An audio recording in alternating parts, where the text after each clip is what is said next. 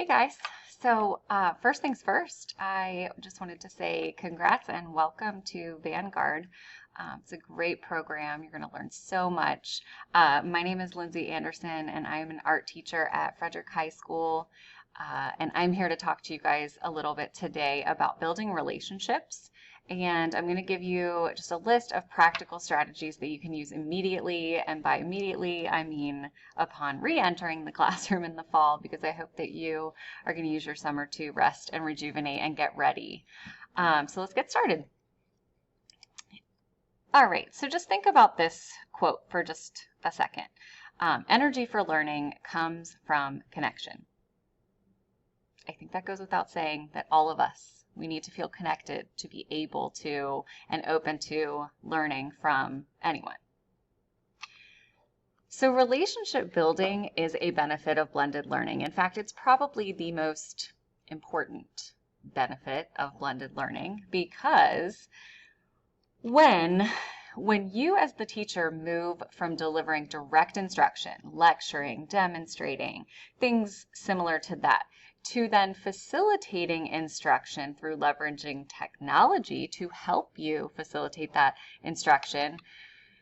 Here are some examples of leveraging that technology. Maybe you present a playlist model for self-paced instruction to your students, or maybe you create some instructional videos to guide them through a unit or a lesson, or give them a Pear Deck student-paced slides presentation to introduce, review, or even assess content instead of you being in front of the room, kind of presenting that slideshow yourself. When you do that, this happens. There's more time to interact with your students. So when you build those lessons through leveraging technology, you then open up all of this time to interact with your students. So during all of this time, here are some things that you can do. Well, first, let's talk about the learning objectives, as we always should. You will be able to envision how blended learning models will help you build stronger relationships with your students. Okay, all the while increasing engagement and establishing that feeling of belonging and ultimately achieving greater student success. You will also obtain practical strategies that you'll be using in your classroom immediately and again in the fall. So strategy number one, the easiest one of all, greet students by name. And I say that easy, but I'm thinking to myself, man, it takes me forever to learn my students' names. But greeting students by name is so important. I'm not going to read all of this, but it's just some research-backed information about how it is a positive strategy to use to increase the engagement of your students. And then I will attach this, but there are 3 examples down at the bottom, video examples of teachers doing just this. And one bit of advice that I either read somewhere or saw in one of these videos is when your students come into the room, have them say their name. You can repeat their name, and then that will help you learn your students' names, because I know it's a lot easier for some people than others. Strategy number 2 is while your students are going through the playlist or watching instructional videos or collaborating with one another, you can have these one-on-one formal conversations with your students.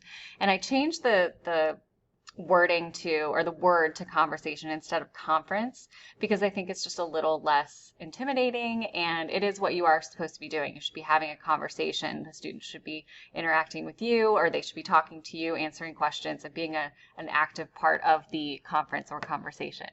So the purpose of a formal, and I say formal because it can be student requested or teacher requested, one-on-one conversation, is to provide student support. Okay, provide that extra help and get students involved in the conversation. Have them talk to you about, issues that they're having, or ask questions, things like that. But then in preparation for these formal conversations, you can have them fill out or just think about the 4 P's, which are purpose. Establish a purpose of the conversation. So if a student wants to come up and ask you a question, the purpose should be, I guess, meaningful or worthwhile. So have them think about that in advance.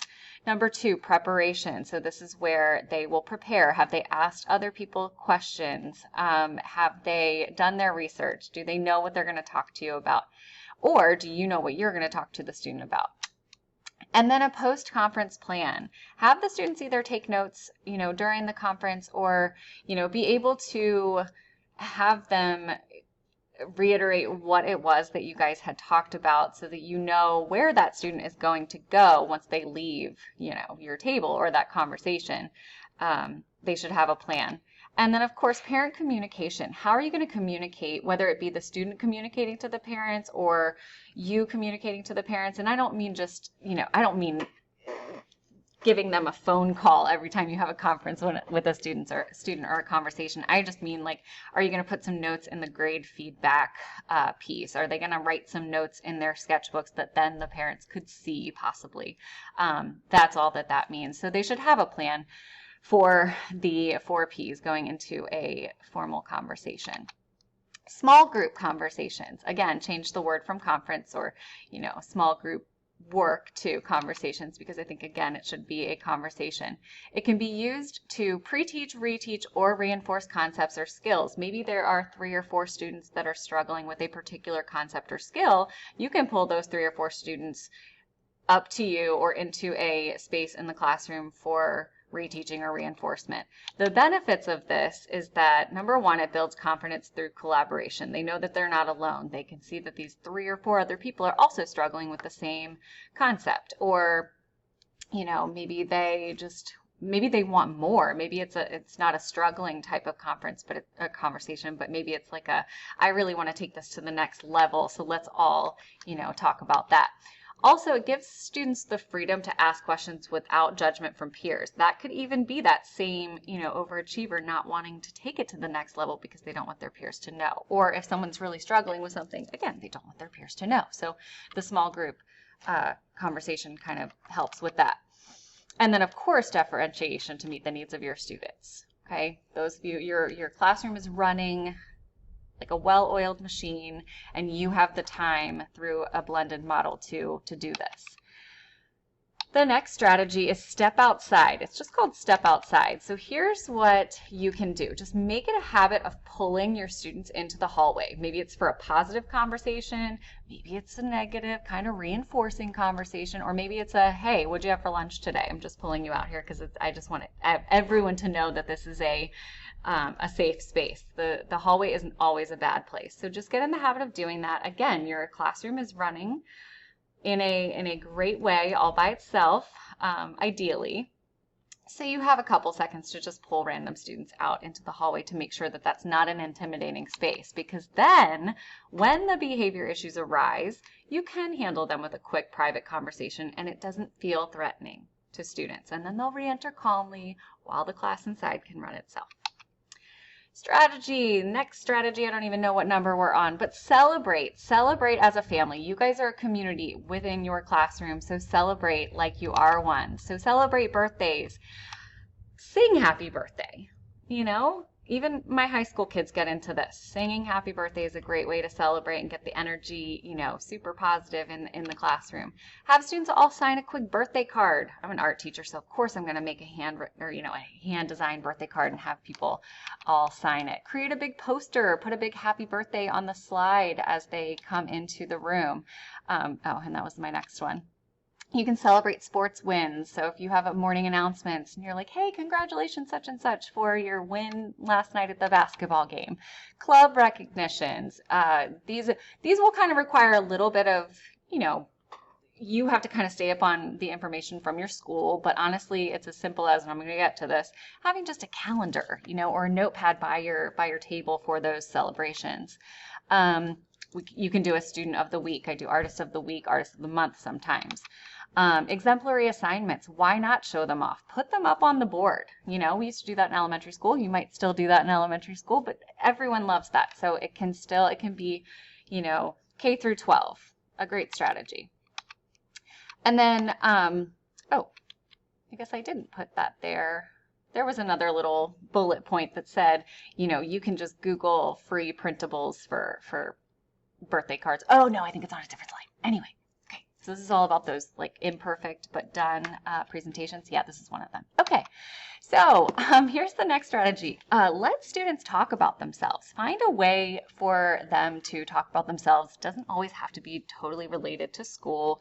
Have them create a Bitmoji classroom. Bitmoji is blocked for students, but I had mine get really creative with, they could put in a character that resembled them, or they could just Google different Bitmojis, you know, the images that looked kind of similar to what they were going for. So they don't actually have the app, but that's a way that you could do it. These were 2 examples of my student Bitmojis, and you can ask them, you know, why did you put, you know, the computer with the beach screensaver on it, or why are you eating eggs and bacon, you know, and you can ask questions about them, or they can tell you about themselves. That's a good way to get that piece in there. And they could even, you know, if you're willing, they could present it to the class, or you could ask them questions and you could present it to the class. There are plenty of YouTube tutorials on YouTube, of course, on how to create these little classrooms. Or I had them design their own art studio. So you could make it, you know, their own room, or it doesn't have to be a classroom, obviously, because they probably don't have one. All right, so you could also do the 4th appropriate, of course, photo on your camera roll. We've all seen those on social media where, you know, they just pick out the 4th appropriate photo on their camera roll, and they can just tell you about it, or they could tell a friend about it. This was my 4th photo down at the bottom. It was actually just a screenshot of something I saw that I thought was really funny. So yeah, that one was mine. And then I would just say, you know, I'm feeling kind of old and I've got 2 kids and that's why. Group discussions also, you can start the class or end the class or take a break in the middle of the class to have a little group discussion. They don't always have to relate directly to your content. There are a bunch of different discussion strategies in that article. The informal one-on-one check-ins, okay, this can happen anywhere, but you should absolutely schedule them into your class period. You know, consider them non-negotiable. Have a Google form ready to go. Check in with people in person, and then virtually, I would have people just answer fun things in the chat box. You know, how you doing? Something totally informal. Would you rather fly or be invisible? Like, these are just ways to get students talking, way to get to know them, and I would definitely consider them non-negotiable. Just do them. And then make notes maybe on your printed rosters, just so you, like, you know, next to their name, say something so that you can remember. Handwritten notes are another really great strategy for relationship building. Have Post-its, or, oh, this is the one, with printable, you know, handwritten notes, thank yous for something as little as helping another student, or for extra cleanup or organization, for hard work, maybe it's behavior improvement. Just a little quick Post-it with a handwritten thank you and your name is, it goes a long way. You could congratulate your students with handwritten thank you cards, or I'm sorry, like congratulation notes or cards. Even saying I'm sorry. We often make mistakes as teachers. Sometimes we kind of lash out for a reason and we overreact or something. You know, it's not a bad thing. In fact, it's a great thing to be able to say you're sorry and that, you know, let them know that you're a human.